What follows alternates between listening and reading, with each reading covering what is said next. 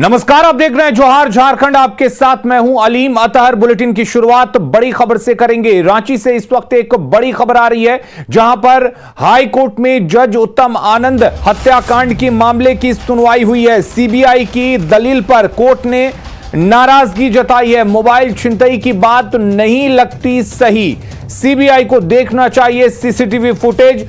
पूरा मामला एक सुनियोजित है, अपराध है और हाई कोर्ट ने यह तमाम बातें कही हैं। सीबीआई को अभियुक्तों की नार्को टेस्ट की रिपोर्ट सौंपने का भी निर्देश दिया है। मामले की अगली सुनवाई 21 जनवरी को होगी।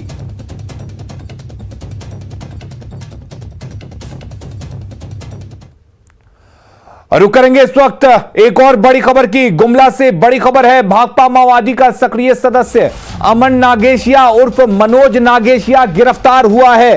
पुलिस ने गुप्त सूचना के आधार पर पालकोट थाना क्षेत्र से गिरफ्तार किया है। कोटरा कोना गांव में नक्सली को घर से गिरफ्तार किया है। एक देसी पिस्टल, 2 गोली और 3 किलो विस्फोटक बरामद हुआ है।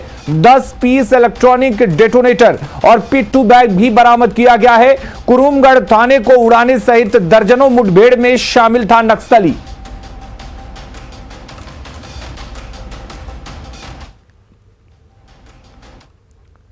और अगली खबर का रुख करेंगे। बोकारो में आजसू सांसद चंद्र प्रकाश चौधरी के लोगों पर मारपीट का आरोप लगा है।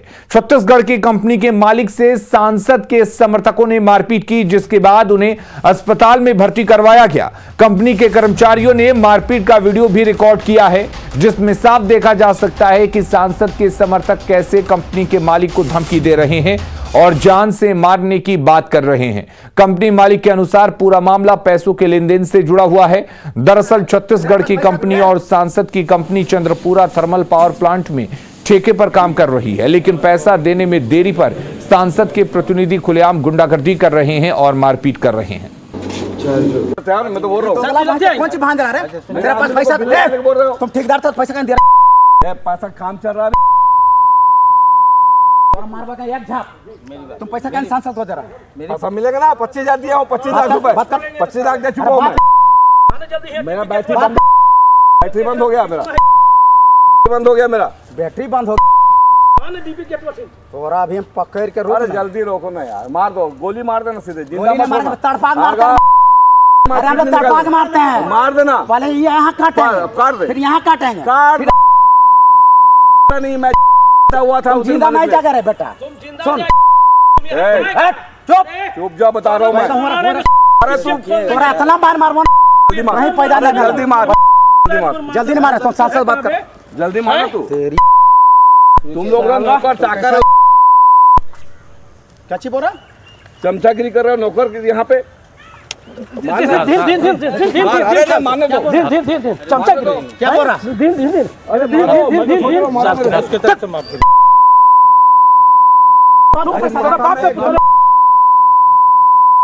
कोर्ट में बजाय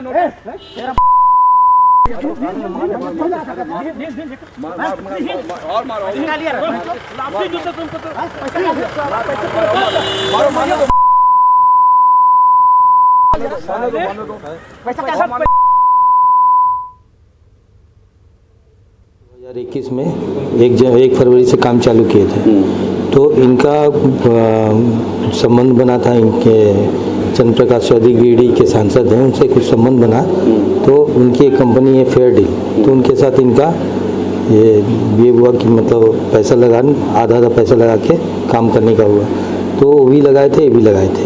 तो ये पार्टनरशिप का काम है, जब पूरा पैसा निकलेगा तो हम उसको पैसा देंगे, और फिर पैसा ही फंसा हो तो मैं कहाँ से दूंगा? दूसरी बात, आप लोग बिल नहीं लगाने दे रहे हो और मेरा आदमी को जो बिल लगा रहा था उसको भगा दियो, तो मैं कहाँ से पैसा दूंगा?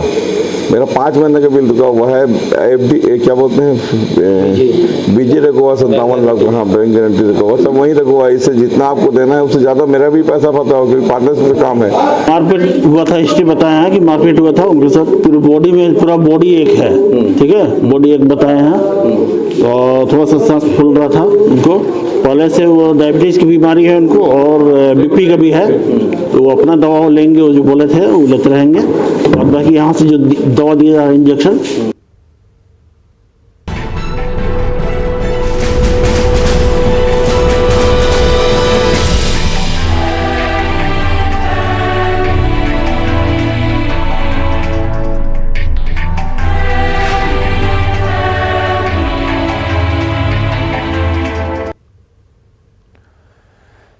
रांची सदर अस्पताल में एक ही फ्लोर पर कोरोना वार्ड और चाइल्ड वार्ड बना हुआ है। कुछ दिन पहले ही अधिकारियों ने अस्पताल का निरीक्षण किया था और आपत्ति जताते हुए कहा था कि कोरोना के नए वेरिएंट ओमिक्रॉन से सबसे ज्यादा खतरा बच्चों और बुजुर्गों को है। ऐसे में दोनों वार्ड का एक ही फ्लोर पर रहना खतरनाक हो सकता है। हालांकि सदर अस्पताल के डॉक्टर का कहना है कि पीकू वार्ड कोरोना को देखते हुए बनाया गया है। ऐसी आशंका जताई जा रही थी कि तीसरी लहर में बच्चों को ज्यादा दिक्कत हो सकती है और उन्हें आईसीयू की जरूरत पड़ सकती है। दोनों वार्ड के गेट बंद रहते हैं और लोगों को पैनिक होने की जरूरत नहीं है। अस्पताल का जायजा लिया रांची संवाददाता कोमल बहल ने। एक्चुअली जो पीकू वार्ड बनाया गया है वो कोरोना को देखते हुए ही बनाया गया है, क्योंकि हम लोग थर्ड लेयर में सोचे थे कि बच्चों में ये ज़्यादा होगी और उन लोग को आईसीयू की ज़रूरत पड़ सकती है।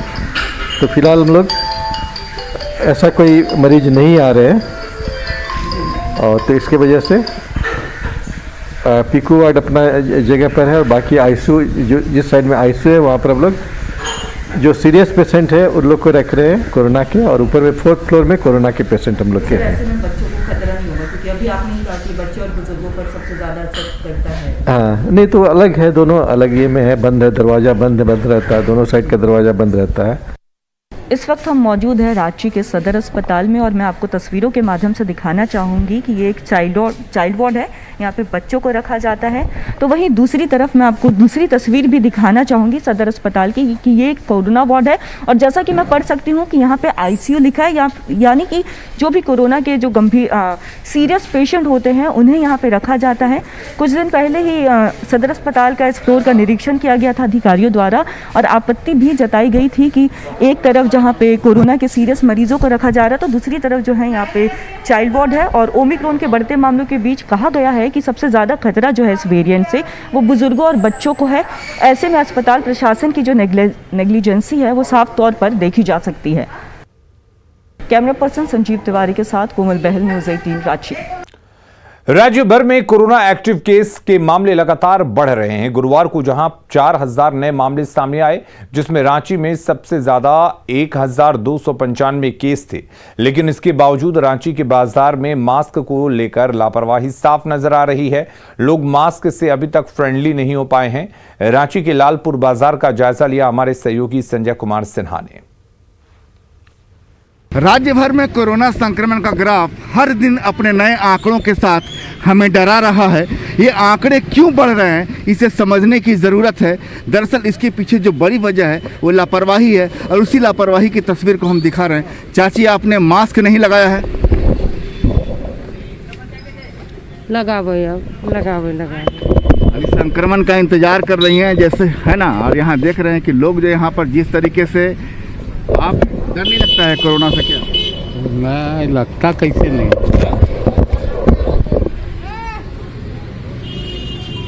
तो देख रहे हैं कि यहाँ पर जो है अभी जो चेहरे पर मास्क नज़र नहीं आ रहे थे, अचानक मास्क चेहरे पर आ गए हैं।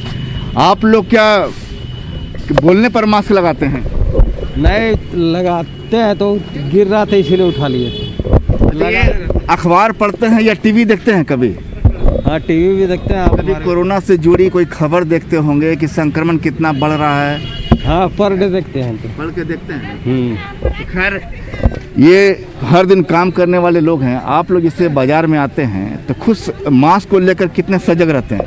फुल सजग है, फुल सजग है। बीमारी तो सबके लिए है, वो तो देख करके नहीं आएगा कि वो बड़ा है कि छोटा है। देखिए, ये बहादुर हैं, इन्हें कोरोना से डर नहीं लगता है।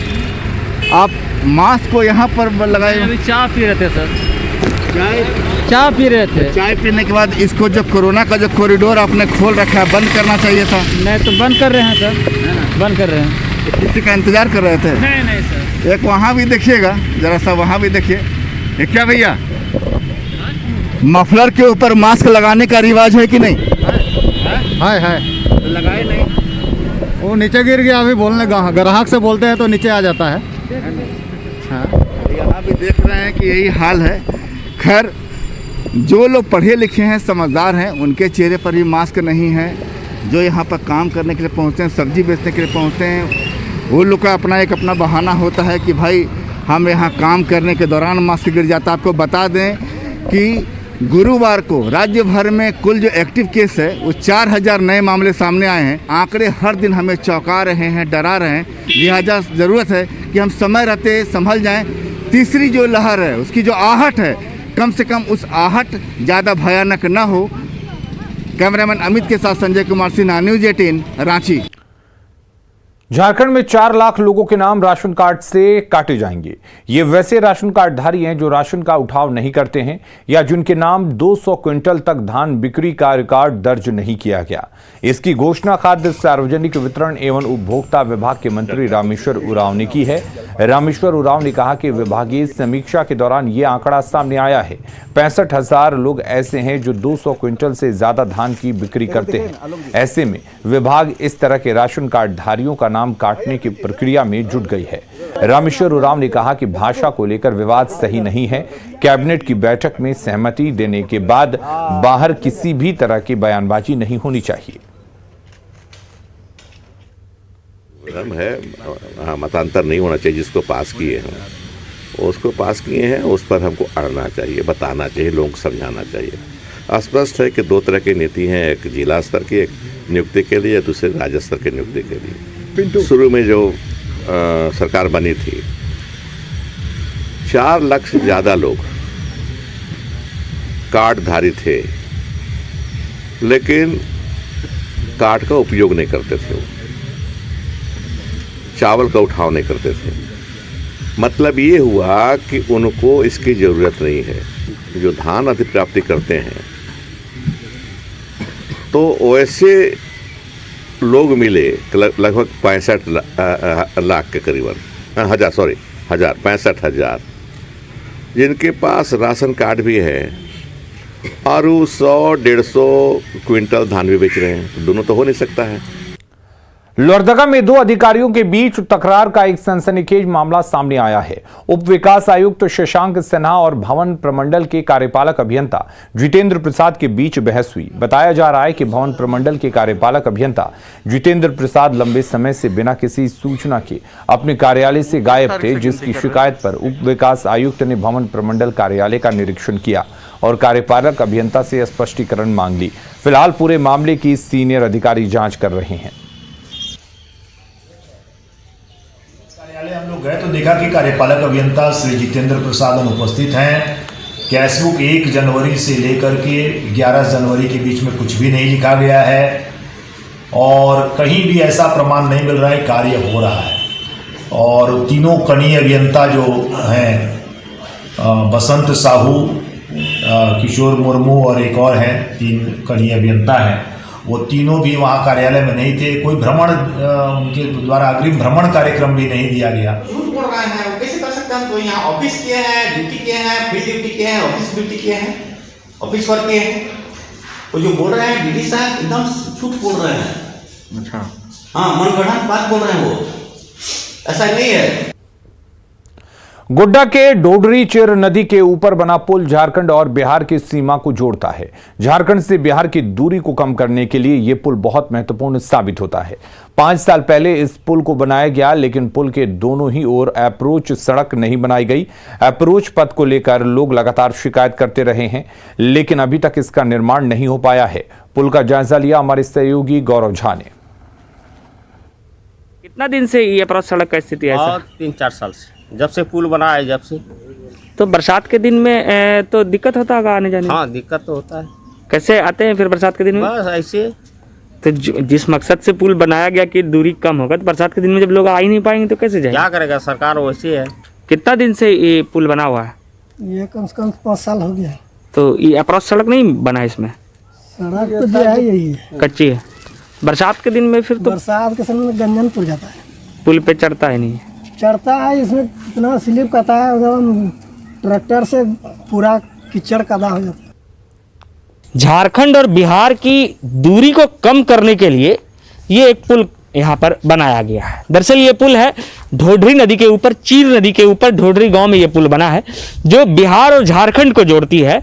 और 5 वर्ष हो गए इस पुल को बने हुए, लेकिन यहाँ अब तक अप्रॉच सड़क नहीं बन पाया। हम आपको दिखा रहे हैं कि एक तो आप देखिए कि हाइट कितनी है इसकी, यानी कि पुल से करीबन 20 से 25 फीट नीचे तक ये सड़क जाती है और उसके बावजूद भी उस सड़क को अब तक पक्कीकरण नहीं किया गया। यानी कि करोड़ों रुपए खर्च करके नदी के ऊपर पुल इस वजह से बना दिया गया ताकि बिहार और झारखंड की दूरी कम हो, लोगों को सुविधा हो आवाजाही में। इसके बावजूद भी अप्रॉच सड़क नहीं होने के कारण ये पुल बरसात के दिनों में खास करके बर्बाद चला जाता है। ग्रामीणों ने बताया कि स्थिति यह है कि बरसात के दिनों में कई दुर्घटनाएं यहाँ होती हैं और करीबन 4 से 5 वर्ष गुजर गए, लेकिन इस पुल पर अब तक जो है वो अप्रॉच सड़क नहीं बन पाया।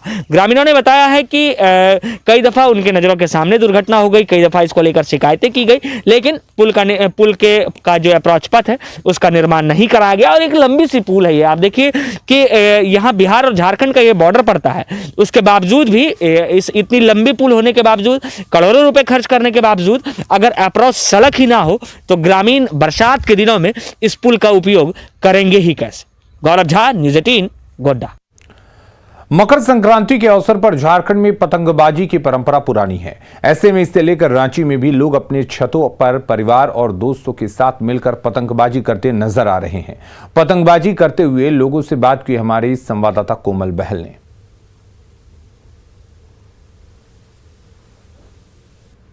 मकर संक्रांति मना रही है तो कैसा लग रहा है? अच्छा लग रहा है हमको। क्या कुछ स्पेशल करेंगी? स्पेशल खाना बना रहे अभी तो ये है आज का स्पेशल। देवर जी के साथ पतंग उड़ा रहे। जी हाँ। देवर जी के साथ पतंग उड़ाना है। हाँ। मकर संक्रांति के दौरान पतंगबाजी का आयोजन जरूर होता है। ऐसे में इस पर्व में पतंग उड़ाने की परंपरा जो है वो भी बेहद ही पुरानी है।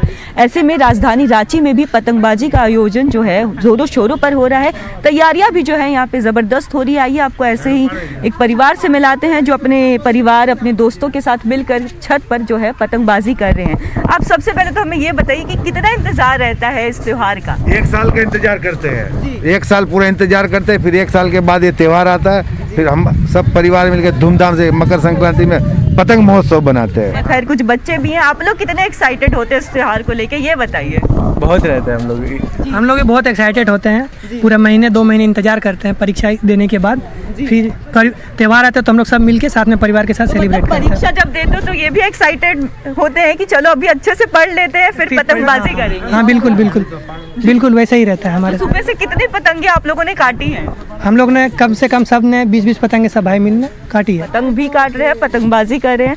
कुछ बच्चे हैं उनसे बात करते हैं। हाँ बाबू, क्या नाम हुआ तुम्हारा? अंगद। मतलब ये पूरे पतंग एकदम ध्यान जो है इसका पतंगबाजी पर ही है, पतंग उड़ाने पर भी है।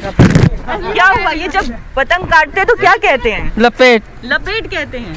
जी माता जी, आप ये बताएं कि इस त्योहार को आप लोग कैसे मनाती हैं? हम लोग खिचड़ी बनाते हैं, फिर तिलकुट लाते हैं, फिर सब सारा चीज लाते हैं, सामग्री वगैरह, और सबको बांटते हैं, सब मिलजुल के घर में। कितना महत्व रखता है ये त्योहार आप लोगों के लिए? हमारे लिए सबसे बड़ा महत्व है।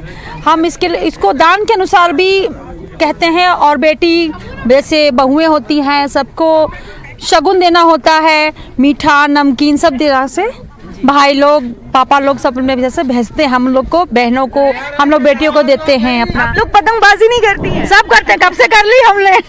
खैर मकर संक्रांति का त्योहार है, लोगों में काफ़ी एक्साइटमेंट है, काफ़ी बच्चे भी खुश हैं और पूरे 1 साल का इंतज़ार करते हैं ताकि 1 साल जल्दी से बीते और पतंगबाजी करने का इन्हें भी एक मौका मिले। कैमरा पर्सन संजीव तिवारी के साथ कोमल बहल, न्यूज़ 18 रांची। बाबा मंदिर देवघर में मकर संक्रांति के दिन तिल और दही चढ़ाने की पुरानी परंपरा है। स्थानीय लोग सुबह से ही बाबा के दरबार में पहुंचकर पूजा कर रहे हैं। हालांकि कोरोना की वजह से मंदिर के गर्भगृह को बंद करके रखा गया है, फिर भी लोग मंदिर के बाहर अपनी उपस्थिति दर्ज कराकर पूजा अर्चना कर रहे हैं। भगवान भुवन भास्कर मकर राशि में प्रवेश करते हैं और इनके साथ साथ ही उत्तरायण सूर्य हो जाते हैं, तो इसमें सारे जितने भी जो है मांगलिक कार्य आरंभ हो जाता है, विवाह शादी सब कुछ। और इसमें मकर स्नान करने का विधान है और भगवान हमारे बाबा बैद्यनाथ का प्रतिदिन जो अभी माघ पर्यंत तिल चढ़ेगा, तिल का भोग, तिल का लड्डू, तिल गुड़ और खिचड़ी का भी भोग चढ़ता है। और आज से ही जो है बाबा बैद्यनाथ का विशेष पूजन, तिल का भोग तो चढ़ेगा ही, और जितने भी मांगलिक कार्य अनुष्ठान पूजा सब आरंभ हो जाएंगे। 2 दिन की बारिश के बाद नेतरहाट का मौसम सुहाना हो चुका है। नेतरहाट में कुहासे और पाइन ट्री के बीच से होकर आ रही सूर्य की किरणें अलग हो रही रोमांच उत्पन्न कर रही हैं। छोटा नागपुर की वादियों में बसा नेतरहाट कोविड प्रतिबंधों के कारण सूना पड़ा है। यहां हर साल पर्यटकों की भारी भीड़ उमड़ती थी, लेकिन इस साल गेस्ट हाउस वीरान नजर आ रहा है। अभी आप देखिए कि हम मौजूद हैं नेतरहाट में, और यहाँ जो गेस्ट हाउस है वहाँ देखिए कि लोगों की भीड़ काफ़ी कम है।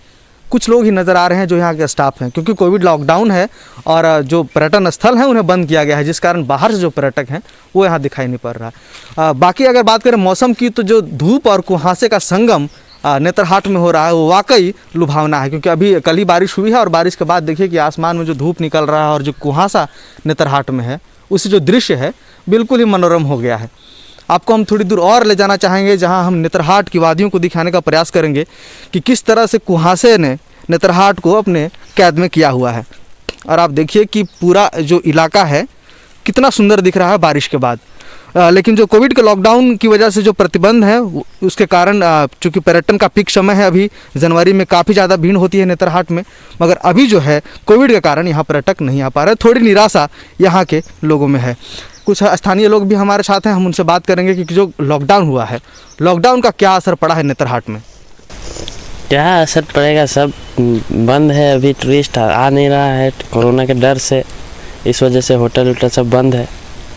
अभी जो पर्यटन स्थल है कोयल व्यू पॉइंट है, वहाँ पर भीड़ भाड़ क्या स्थिति है वहाँ पर? भीड़ भाड़ थोड़ा मोड़ा होता है, 2-4 गाड़ी आता है, घूम के निकल जाता है। होटल में रहने का परमिशन है ही नहीं है, अभी तो होटल में नहीं रहता है। तो काफ़ी व्यवसाय को भी धक्का लग रहा है, क्योंकि जनवरी का पीक समय है, इस समय ज़्यादा टूरिस्ट आते हैं। हाँ, व्यवसाय को तो पड़ रहा है, अब क्या करिएगा, कोरोना के चलते सब नहीं दिया रहा है होटल वोटल। देखिए स्थानीय लोग भी ये स्वीकार कर रहे हैं कि कोविड के कारण जो है सो व्यवसाय में भी काफ़ी असर पड़ा है। और नेतरहाट कहें तो अभी पीक समय था जनवरी में, मगर कोविड के कारण थोड़ा सन्नाटा यहाँ देखने को मिल रहा है। संजय भारती, न्यूज़ 18 लातेहार। खबरें लगातार जारी हैं, आप बने रहिए न्यूज़ 18 बिहार झारखंड के साथ।